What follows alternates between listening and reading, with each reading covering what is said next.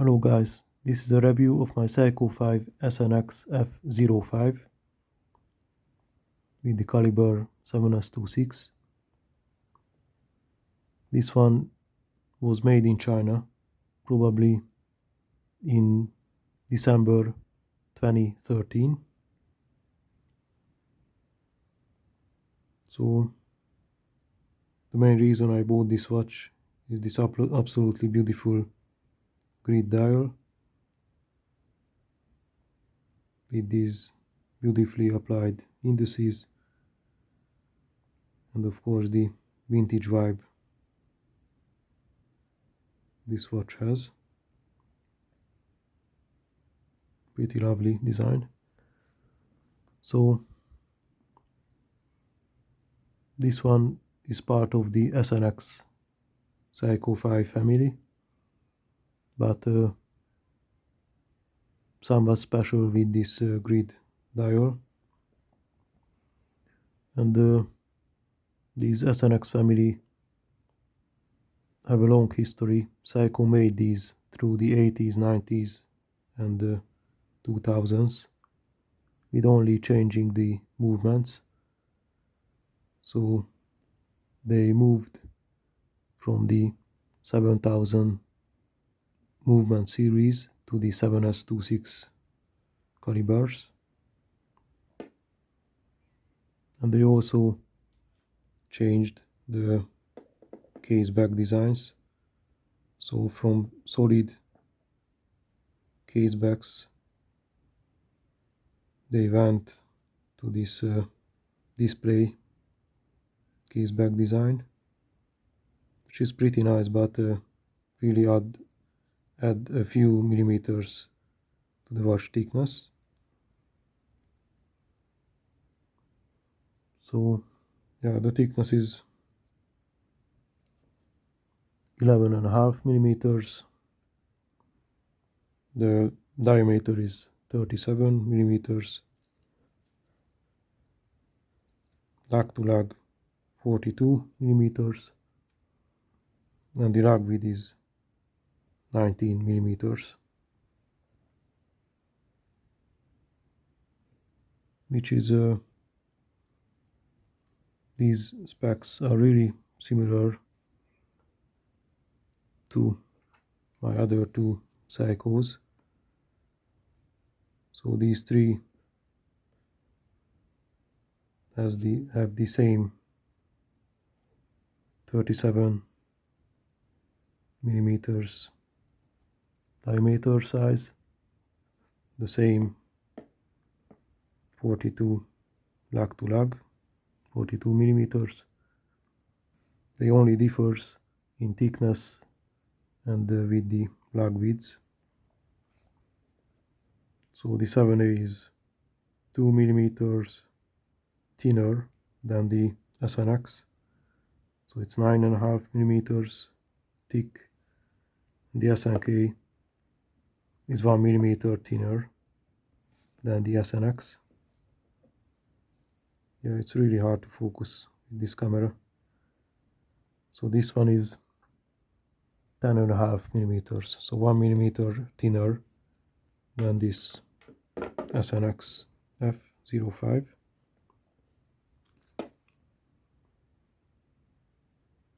Yeah, the accuracy is plus 20 seconds per day approximately, which is approximately the same accuracy as this SNK have. So both have approximately plus 20 seconds per day accuracy.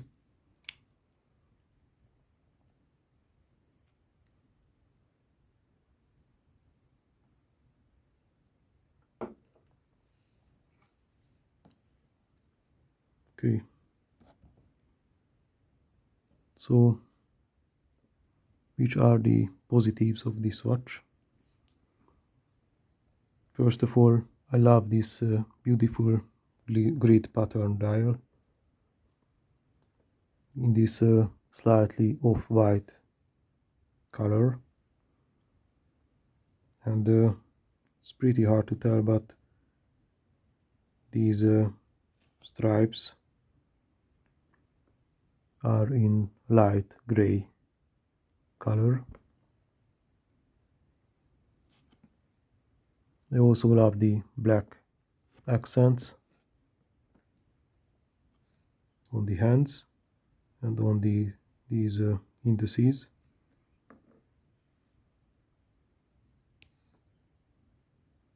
So on the top of the indices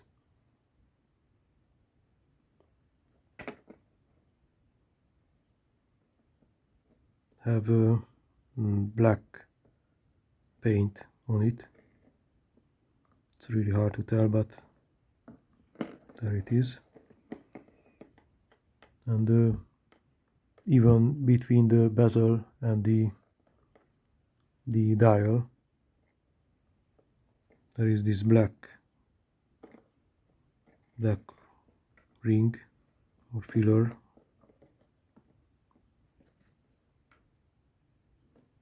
So yeah, I absolutely love these black accents here. So the watch has a vintage feel, looks and wears like a true vintage watch. So let me put it on my 6.7-inch wrist.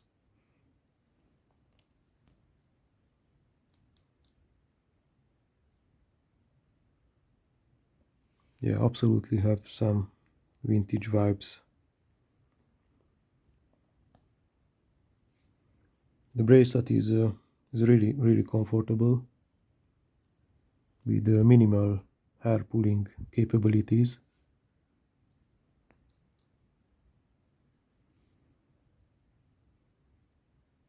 So this bracelet is so much nicer than the bracelets the SNK series came.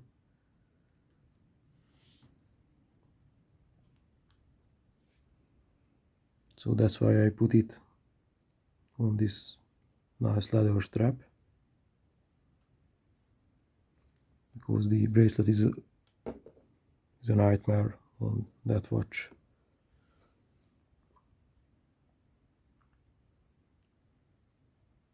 I absolutely love the clarity of the hard lux crystal combined with the raised indices.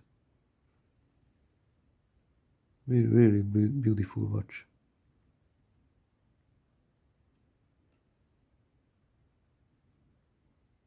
And what I love about this watch, that it reminds me a lot of other quality vintage watches. So for example, the Rolex Datejust, it's very similar with this oyster case design. Also reminds me of some Grand Seiko models, and it has some King quartz vibes. So there are vintage quartz Seikos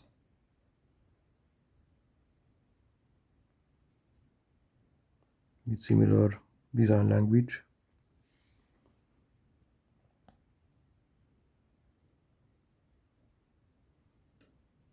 And I have to mention about this bracelet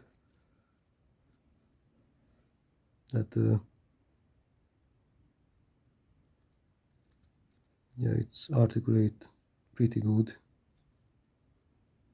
and if you want to resize it, it's very easy.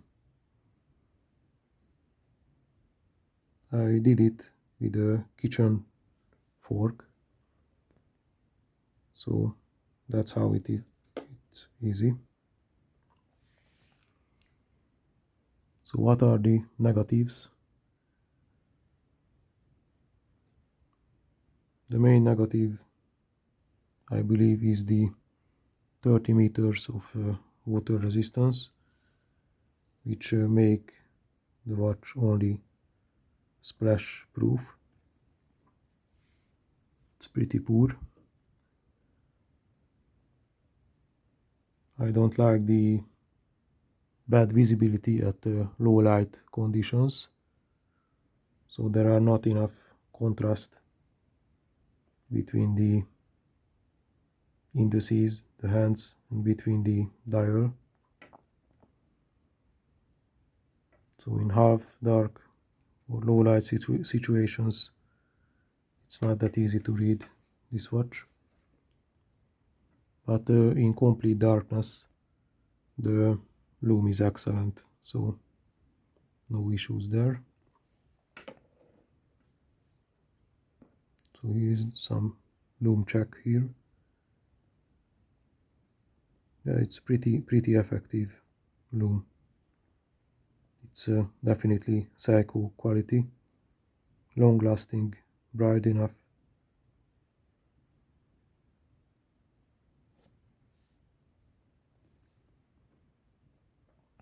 So what else? So it has a high polished case. It's fully high polished. So it's definitely a scratch magnet, and you can see fingerprints everywhere.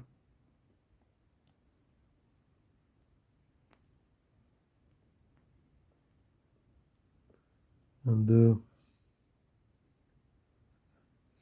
yeah, I don't like that it sits taller on my wrist. So it sits high on my wrist, and there are these gaps between my wrist and between the watch case. It's not that big of an issue, but I have to mention it.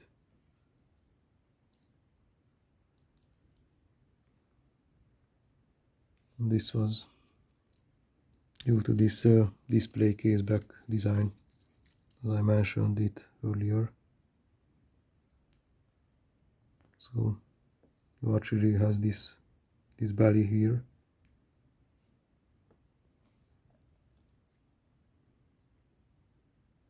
And yeah, so the 19 millimeters black width make this watch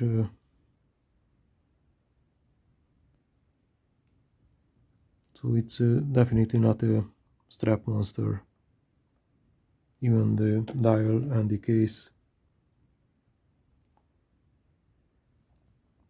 could look awesome with different straps, but due to this odd black width, it's really hard to find straps for this watch.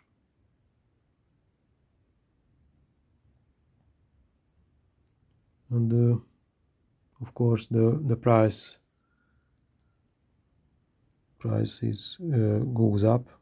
So I bought it around 2000 no sorry 200 euros.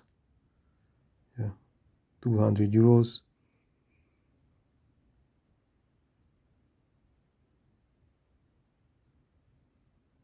And yeah, it's almost double the price of this SNK381.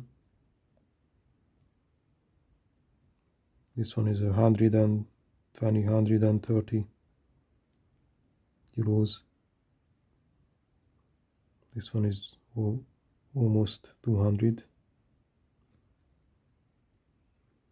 And for that money, at that time, you could buy a Citizen NY0040 or a G-Shock DW5000R.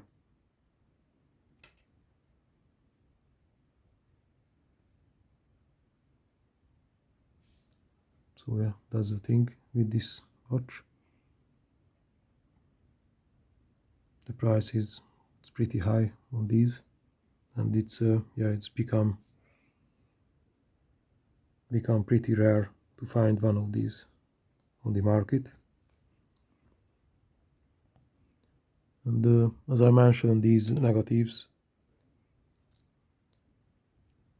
the SNK381,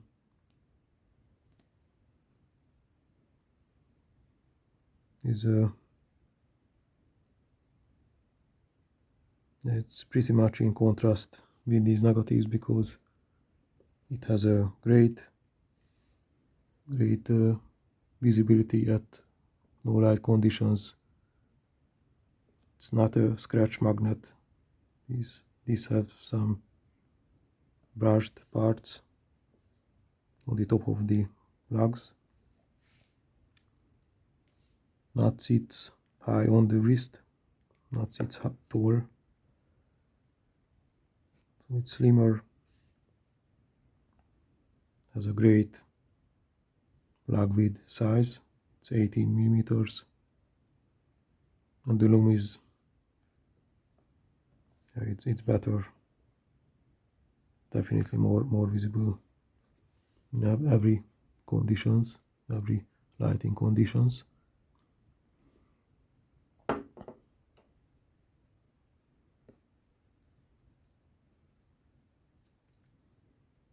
So yeah, pretty love this watch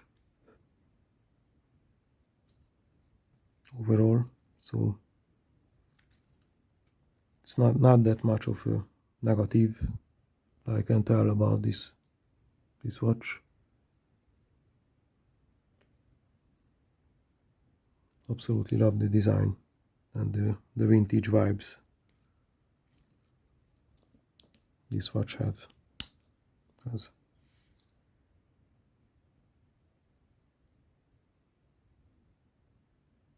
Yeah, hope I covered everything, and thank you for watching. Have a nice day. Bye.